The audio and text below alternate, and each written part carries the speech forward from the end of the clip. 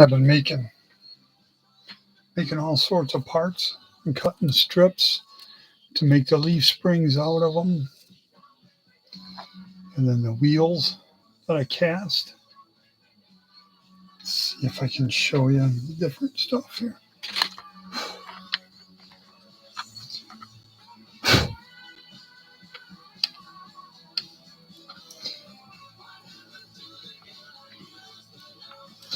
Got the windows in it. I gotta find a dash for it. There's the back of it. Gotta find a dash for it and get that up to speed and put it in. One little speck like that'll drive me nuts because the paint jobs are flawless, or else I don't let them go any further than that. There we go.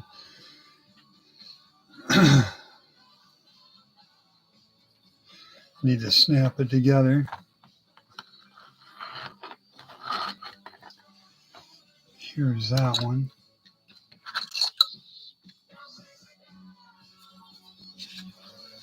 But that pearl white under there is just gorgeous. Put that off to the side. I had to get out the Bondo because I made the rear ends, and then I put Bondo on the top side of it. Same thing with this one here. Used a half and then Bondo on the other side of that. Let's see, this is a wide one. Keep these apart.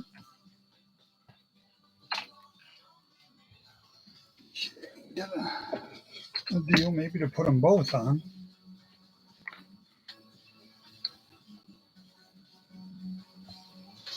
Oh, there we go.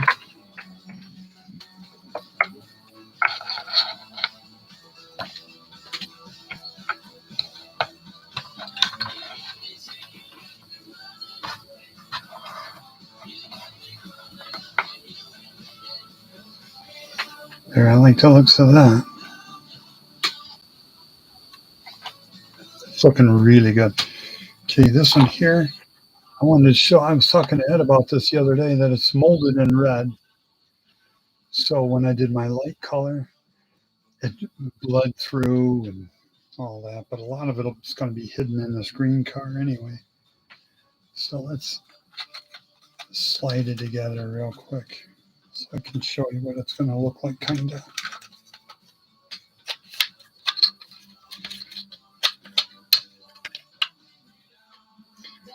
And I'll put a...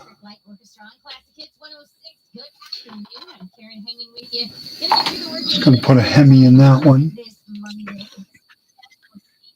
I cannot see it anywhere, but I had a clothespin out here that had the right height. Here's all their plug wires and heat core wires and all that I got over there ready. Then the linkages for their carburetors for this green one. Yeah, I'm not seeing that at all. I want a chapstick will be the right height, probably. Oh, that might have been too high. I can tell you it's turning out pretty good. Wonder why it's leaning now all of a sudden. I'll make it spin. And hope it's all in the frame. Probably is. Okay. This is what I have left of the big sheet. This one here was like a 3-foot tall sheet by 2 feet across, 2.5 foot. And it's real thick styrene. I cut the leaf springs out of that. And here's more of that. I got some of it here. Oh, yeah. Now I found the clothespin. Is that thick? That's that real thick stuff. I found that thin stuff that I used to use, but I'd have to, it was so flimsy. It was real thin sheet acetate. I've been using that stuff for years. I'm down to just green and yellow. Tiny bit of red, hardly any blue. But I rolled the dice and I got that other stuff from Amazon and it turned out really nice, big, thick. It worked out super good for those windows. I really like it. Put this stuff aside. That isn't what I wanted to. This one here, I should probably move him back.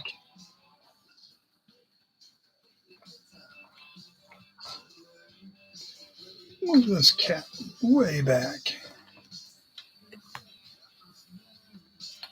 There we go. It doesn't look like it's bumping into anything. Since I had the Bondo out, I did the Bondo work on this here. And what, salt?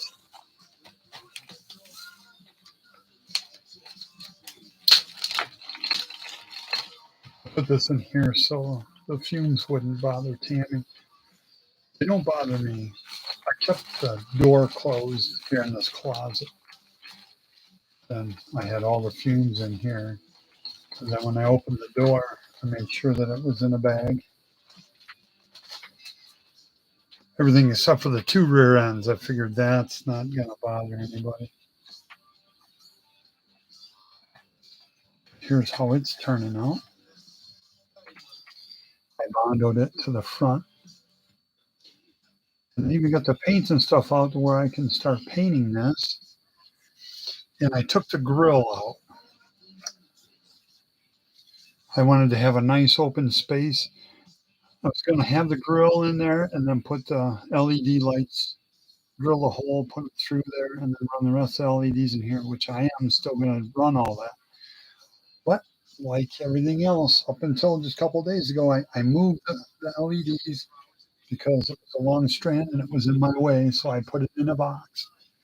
And then I stack all my boxes up and then I can't find it. So if you can't find it, it's just like not owning it. Now, I'm not a hoarder. I just have a very small little area. But yeah, this is coming along pretty good. Do some paint work on him. I was going to think about doing it on, do some paint work on camera. There we go. But I don't know. Yeah, I don't know if I'm going to do any of that. I just kind of wanted to show you these two here are starting to look kind of good. I really like Gas Farmer. That thing is awesome. And hauling gas is really awesome too. I'm very tickled about these three. They're going to be, they're probably going to have their very own shelf. I can see that happening. Make sure that it gets in the camera. All right. I know what else I want to show you. It's in finding all this stuff, the thin sheets of acetate and all this other stuff. I found a bunch of semi tires and wheels that I sure could have used on this one's build instead of casting all those. But I found a sheet. Let me open this thing up. I found a sheet that had been going so long. I was talking to Ed about it the other day at 125 rods. He said, I did a bunch of those. There we go. I got it up out of there. I said, I did a bunch of those beer wagons. I said, but I didn't make them beer wagons. I said, I took the skeleton from the little coffin and I put his arm up instead of on his shoulder. I put his arm up and then I rolled a toothpick with a zigzag paper and made it a big bomber. And then instead of doing the beer wagon, I made it a weed wagon. And I painted the color of, in fact, I did several of them this way. And I gave one of them away. I think the other one ended up sold on eBay. And this one ended up being given to a guy years ago. But I made quite a few of them, and I made little pot leaves on them and called it the Weed Wagon. And I painted, the color was reef blue. It's a Ford color, Ford truck color. And did several of those. We put that down here. And this was 1989. 1989. And many of those, there were several that I put in a model contest. A little Henry J here with a skeleton driving. There's the Weed Wagon. And this one here was real neat looking. I did anodized over the chrome, and then it was a golden tee. Here was a golden tee that won first place, I think. No, that one won the blue ribbon. But I have a whole bunch of really neat graphics on that. Here was a 1/8 scale Jaguar. There's those. Here's a close-up of that shelf.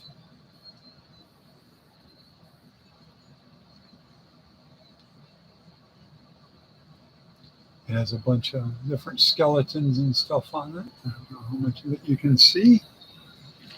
Here was another. Oh boy, that's really stuck to that gooey stuff. There we go. Ripped the gooey stuff right off. But this one now was a Polaroid camera. So I guess that's why it had sticky kind of film on the back, because I had cut it. But that was a Bad Medicine and a Boot Hill Express. I hope you guys can see it. See, I got some on the other page. Yeah, stuff on the other page to tell you a story. Oh boy. There's quite a story with this one here. I'll hold it down here so it's not that much in the way. Is what happened is 1993, I was working, making the Renegade truck conversions. And I told the boss there that I had worked for, one of my references was Precision Boats, which was the ocean-going yachts that I made. And when he found that out, he went and bought this one here from Sea Ray, I think is what it was. And he was out on the road, went to Sundowner plant, and he was coming back from Oklahoma. See, this is just south of Chicago on Route 80. It's Route 80 right there with the other side of that fence. So his boat arrived, and the secretary was so upset with him. She goes, "Is there some way to make it look like I crashed my car into it?" I said, "Why? What's going on?" She says, I hung up on him. She says, "I told him I was going to wreck my car right into his new boat." And I said, "Yeah, I can make it look like it's been smashed into. You bet." So I sprayed a piece of cardboard. I cut it into a broken looking shape, big cardboard box, and then I sprayed it black. Took it out there, and then I used different kinds of pinstriping tape and masking tape, masked it to the side of the boat, and made all these fissure cracks coming from it, and that way it looked like the wooden ribs on the inside. From any distance, he saw it. He threw a fit at the building, and he went running out there. I think he was on the telephone or something. His arms were flailing around. And he grabbed a hold of it and started pulling it off the boat. And then he got up inside of it. But at any distance, it looked pretty convincing. But that was the story behind that. And I just found the picture. So I'll be needing to take some pictures of those with the camera. I'm going to have to get a camera. Okay. That's about what I wanted to show you guys. The wheels and tires are done. The axles are coming along. And the interiors and everything, and the windows. I got one window to put it. Well, I'm thinking about putting even maybe quarter windows on here and on both of them probably. That way I got room like this one, like gas hole I've got room to put the stickers on there that show what class that they run in. So I'm thinking about doing that. But other than that, I think they're getting pretty close. I've got chrome headlights to go in the yellow one. But okay, guys, showed you everything I wanted to show you, and got that all done, and got everything up to speed. Um, as soon as I have enough energy, I want to uh, take the model that I'm doing for Leon's group build. I want to take it in there and paint it as soon as I have the energy for it. And other than that, um, I guess I'll talk to you guys later. Okay. Bye bye.